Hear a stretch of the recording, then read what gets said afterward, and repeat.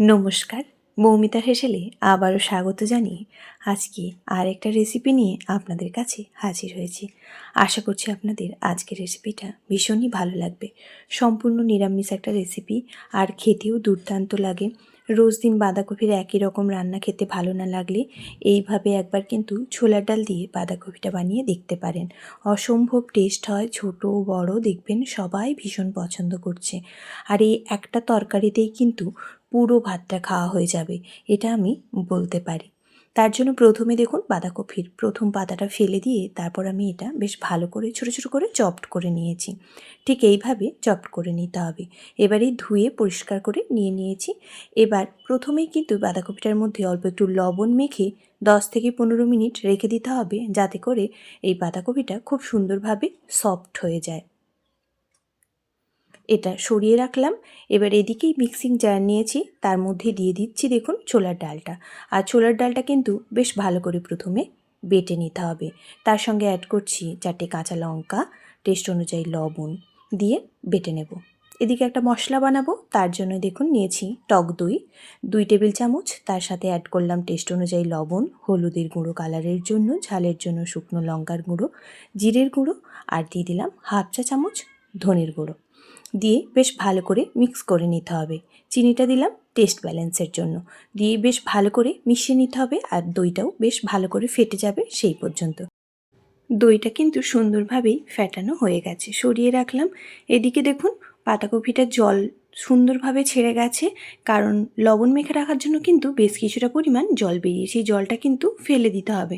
তা না হলে এই ডাল বাটাটা বড্ড বেশি পাতলা হয়ে যাবে, যখন বড়াগুলো ভাজবো একেবারেই সুন্দর আকার হবে না।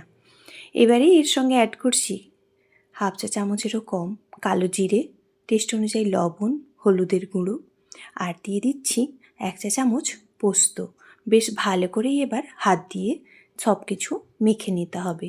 লবণটা কিন্তু অবশ্যই দেখে ব্যবহার করবেন, কারণ বাঁধাকপির মধ্যে লবণটা মাখা ছিল, আর ডাল বাটার সঙ্গেও কিন্তু লবণটা একটুখানি দেওয়া ছিল। তাই যখনই লবণটা ব্যবহার করবেন একটুখানি দেখে নেবেন। দেখুন ভালো করে সব মাখা হয়ে গেছে, এবারে এরম আকার দিয়ে ভেজে নিতে হবে। তার আগে এদিকে গ্যাসের মধ্যে কড়াই বসিয়ে দিয়ে দিলাম একটা শুকনো লঙ্কা, একটা এলাচ, 1 চামচ ধনে, মৌরি, আর 1 চা চামচ জিরে দিয়ে শুকনো কড়ায় বেশ ভালো করে ভেজে নিতে হবে মশলাটা। এই মশলাটা ব্যবহার করার কারণেই কিন্তু আজকের এই বাঁধাকপির রেসিপিটা খেতে লাগবে দুর্দান্ত। দেখুন মশলাটা সুন্দর করেই কিন্তু ভাজা হয়ে গেছে, সুন্দর গন্ধ বেরোতে শুরু করেছে। এবারেই নামিয়ে নিলাম। আবারও ওই কড়াই বসিয়ে এর মধ্যে দিয়ে দিলাম সাদা তেল। আপনারা চাইলে সর্ষের তেলেও কিন্তু রান্নাটা করতে পারেন। তেলটা ভালো করে গরম হয়ে গেলেই একে একে প্রত্যেকটা বড়া ছেড়ে দিচ্ছি, দিয়েই বেশ ভালো করে ভেজে নিতে হবে। এখানে বলে রাখি, আজকে যারা নতুন বন্ধু আমার চ্যানেলটা ভিজিট করছেন, যদি আমার এই রেসিপিটা আপনাদের ভালো লাগে তাহলে বলবো চ্যানেলটিকে সাবস্ক্রাইব করে পাশে থাকা বেল বাটনটা প্রেস করে প্লিজ পাশে থাকবেন, যাতে করে যখনই নিত্য নতুন কোনো রেসিপি আমি পোস্ট করব আপনাদের কাছেই সবার প্রথম পৌঁছে যাবে। দেখুন বড়াগুলোর একটা দিক হয়ে গেছে, উল্টে অপর পিঠটাও ঠিক একই রকমভাবে ভেজে নিচ্ছি। দেখুন দুই দিকটাই কিন্তু বেশ সুন্দর করে ভাজা হয়ে গেছে। এবারেই কিন্তু এগুলো আমি তুলে নেব। এরম গরম গরম বড়া ভাজাটাও কিন্তু আপনারা খেতে পারেন, দারুণ টেস্ট হয়। আর গ্রেভি বানিয়ে খেলে তো আরোই ভালো লাগে। পরের ব্যাচটাও ঠিক একইভাবে ভেজে নেব। নিরামিষ দিনে এইরকম বাঁধাকপির রেসিপিটা কিন্তু একবার বানিয়ে দেখতে পারেন। রোজ রোজ যখন একই রকম বাঁধাকপি খেতে ভালো লাগবে না, এইভাবে বানিয়ে দেখুন, এক পদেই খাওয়া হয়ে যাবে কমপ্লিট, আর কিচ্ছুটি লাগবে না। দেখুন কতটা সুন্দর হয়েছে। সব বড়াগুলো আমার ভাজা হয়ে গেছে। এবার ওই তেলের মধ্যেই ফোড়ন দিলাম হাফ চা চামচ সাদা জিরে, আর তার সাথে দিয়ে দিলাম 1 চা চামচ আদা বাটা, আর দিয়ে দিলাম একটা টমেটো কুচি করা। এবারে এই টমেটো আর আদাটা কিন্তু খুব ভালো করে ভেজে নিতে হবে, যাতে করে আদা আর টমেটোর কাঁচা গন্ধটা একেবারেই না থাকে। আদা আর টমেটোর কাঁচা গন্ধটা থাকলে কিন্তু রান্না একেবারেই ভালো লাগবে না। দেখুন টমেটো আর আদাটা কিন্তু সুন্দরভাবে কষানো হয়ে গেছে। এবারেই অ্যাড করে দিলাম আগের থেকে রেডি করা মশলাটা।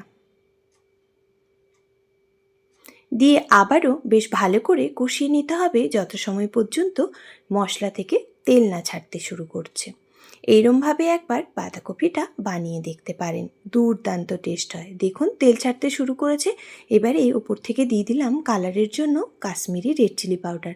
এটা আপনারা চাইলে দিতে পারেন, তা না হলে কোনো সমস্যা নেই, টেস্ট কোনো কিছুই সমস্যা হবে না। এটা শুধু দিলাম কালারটা সুন্দর ভালো হবে তাই। দেখুন কতটা সুন্দর কালার হয়েছে। এবারেই মশলাটা কষানো কমপ্লিট। এর মধ্যে অ্যাড করছি জল। জলটা অবশ্যই একটু বেশি করে অ্যাড করবেন, কারণ যেহেতু এগুলো ডালের বড়া, পাতাকপির সাথে ডালের বড়া আছে, তাতে কিন্তু একটু জলটা টানে। এবারেই দিয়ে আমি ঝোলটা ফুটতে দেব। ঝোলটা ফুটে উঠলে এর মধ্যে অ্যাড করব ভেজে রাখা বাঁধাকপি আর ডালের বড়াগুলো। দেখুন বড়াগুলো সব দিয়ে দিলাম। দিয়ে 1 থেকে 1.5 মিনিট রান্না করব। খুব বেশি সময় রান্না করতে যাবেন না, তাহলে কিন্তু বড়াগুলো সব ভেঙে যাবে। দেখুন এই দিয়ে দিলাম। এরপরেই এবার আগের থেকে যে মশলাটা বানিয়ে রেখেছিলাম সেটাই এবার দিয়ে দিচ্ছি। গন্ধ আর টেস্ট দুটোই বেড়ে যাবে এই মশলা দেওয়ার কারণে। এবার নিরামিষ রান্না, তার জন্যই অ্যাড করলাম 1 চামচ ঘি। আপনারা চাইলে কিন্তু ঘিটা নাও দিতে পারেন, তবে নিরামিষ রান্নায় এরম একটু ঘি দিলে কিন্তু বেশ ভালো লাগে খেতে। এবারেই দেখুন কতটা সুন্দর হয়েছিল। গরম গরম ভাতের সাথে যেমনি ভালো লাগে, রুটি পরোটার সাথেও কিন্তু লাগে দুর্দান্ত। তাই আপনাদের কাছে রিকোয়েস্ট করব, এইভাবে একবার বাঁধাকপির কোপ্তা বানিয়ে দেখতে পারেন। আর কেমন হলো কমেন্ট বক্সে জানাতে কিন্তু কোনোভাবেই ভুলবেন না।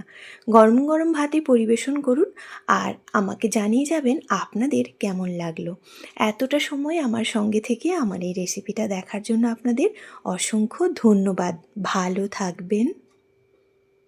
আর যদি আমার এই রান্নাটা খুব ভাল লাগে, একটু শেয়ার করে দেবেন।